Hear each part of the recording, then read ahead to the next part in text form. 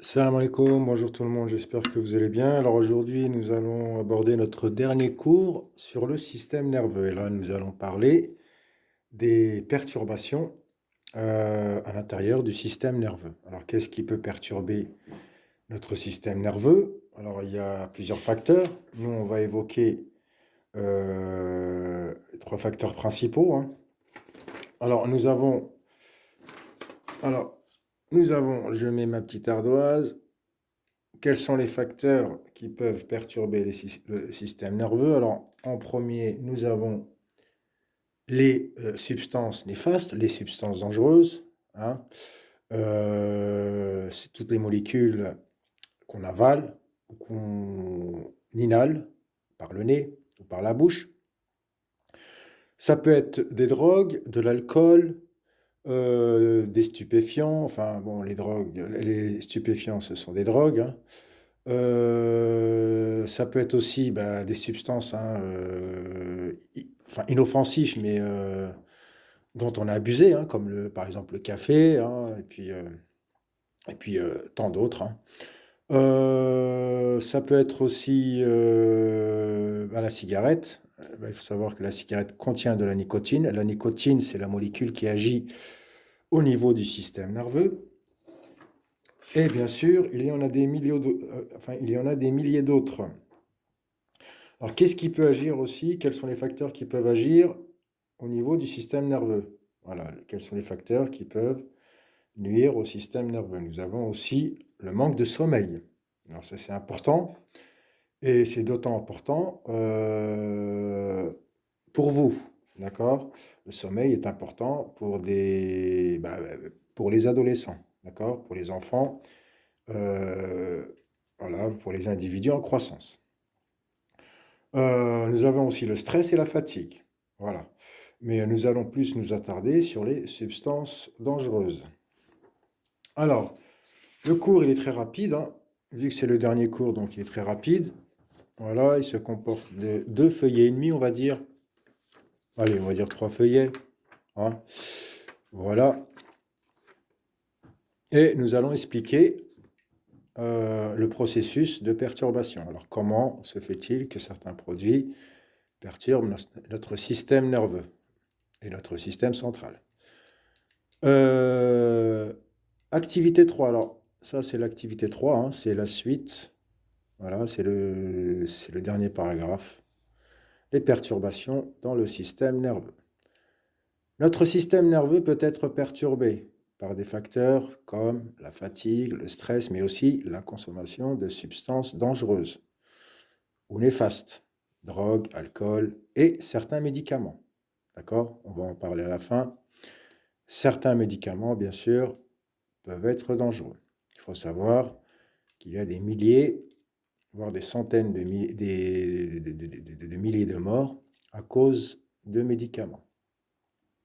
Enfin, c'est surtout les médicaments qui agissent au niveau du système nerveux. C'est ce qu'on appelle les psychotropes. On va parler de l'alcool. Alors, qu'est-ce qui se passe au niveau du système nerveux? Alors, bien sûr, c'est des substances qui agissent au niveau des synapses. On en a parlé le cours dernier.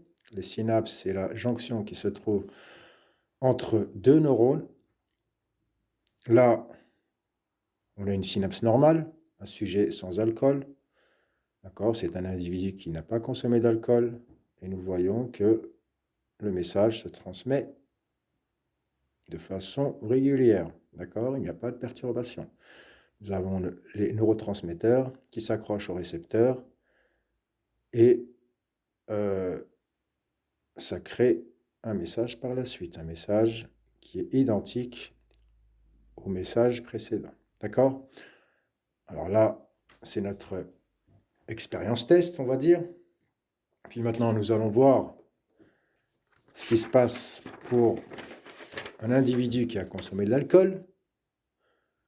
Alors, qu'est-ce que nous remarquons? Que l'alcool se substitue au neuromédiateur classique. D'accord?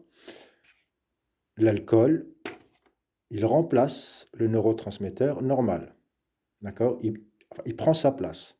Soit il prend sa place, soit il bloque. D'accord? Donc, qu'est-ce qui se passe? Bah, le message, il n'est pas transmis. Soit bon, il n'est pas transmis correctement. D'accord? C'est pour ça que vous voyez certaines personnes qui consomment de l'alcool, des fois, enfin, elles perdent l'équilibre, perdent la mémoire, perdent la concentration, etc., etc. Leurs gestes sont très lents. Voilà, vous avez fait tous cette remarque-là. Et c'est le cas aussi pour certaines drogues. D'accord? Il faut savoir que les molécules de drogue, les substances dangereuses, elles ressemblent souvent aux neuromédiateurs, enfin, aux neurotransmetteurs. D'accord? Et c'est pour ça que c'est comme si elles trompent notre cerveau. Voilà. L'alcool bloque ou change la nature du message. Il y a une perturbation au niveau de la transmission du message. Alors pour ce cours, je vais être rapide, hein. On va essayer de faire, faire ce cours en moins de 10 minutes. Voilà, vu que c'est le dernier cours. Et puis on va attaquer la suite, hein. Facteurs perturbants, là on va parler des facteurs perturbant notre système nerveux. Le sommeil, un sommeil insuffisant, j'en ai parlé. Le sommeil, c'est important, d'accord? Le sommeil agit sur la mémorisation, mais aussi sur la concentration et sur d'autres fonctions de notre cerveau, bien sûr. Donc, le sommeil, surtout à votre âge, pour les adolescents, c'est important, d'accord? Donc, il faut dormir euh, convenable blanc, pardon. Il faut dormir assez, et puis il faut essayer de dormir tôt. Et il faut surtout éviter les tablettes le soir. D'accord? Il faut éviter les écrans. Les écrans perturbent le sommeil. Quand le sommeil est perturbé, bah, il y a tout un équilibre, hein, qui est perturbé dans notre corps. D'accord? Et ça crée beaucoup de problèmes. Le stress et la fatigue. Idem. Pareil. Un stress prolongé. Alors bien sûr, je ne vous dis pas qu'il ne faut pas être stressé. Le stress, ça fait partie, ça fait partie de la vie, hein. Le stress, c'est ce qui nous permet des fois d'agir, c'est ce qui nous permet c'est ce qui nous permet d'avancer. Et bien sûr, un stress prolongé, bien sûr, c'est néfaste. D'accord? On ne doit pas vivre avec le stress à longueur de journée. Il faut éviter, puis il faut faire des activités justement pour éliminer le stress. Vous avez le sport, par exemple, hein, vous avez des activités, des jeux, etc. Puis voilà, donc je pense que chacun se connaît, et puis chacun a une méthode justement pour éliminer le stress. D'accord?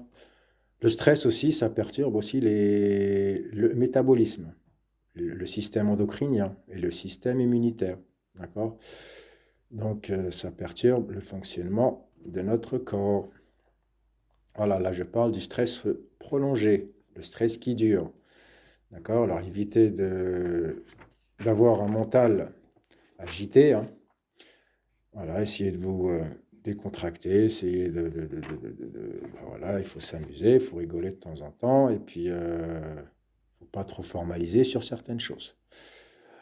Alors, revenons aux substances dangereuses. Alors, les substances dangereuses, hein, elles sont multiples, hein, les drogues, l'alcool, la nicotine, hein. Bon, la nicotine, c'est contenu dans la cigarette. Et certains médicaments. Alors, les médicaments, pas tous, bien sûr, mais là, on parle des médicaments qui agissent au niveau du cerveau et au niveau du système nerveux, hein. C'est ce qu'on appelle les psychotropes. Alors, il y en a plusieurs, hein. Il y a les antiépileptiques, par exemple, les antipsychotiques, les anxiolytiques, les antidépresseurs, etc., etc., etc.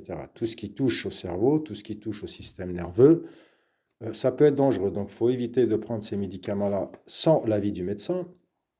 D'accord? Et ils sont autant dangereux que certaines drogues. Donc, il faut faire attention et faut éviter justement d'en arriver là, hein. C'est des médicaments qu'on peut éviter, bien sûr.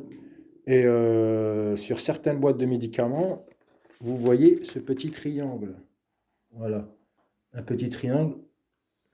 Quand c'est un petit triangle comme ça veut dire danger. Danger. Et vous avez souvent un petit volant. Un petit volant ou une petite voiture. D'accord? Ça veut dire qu'on ne peut pas conduire.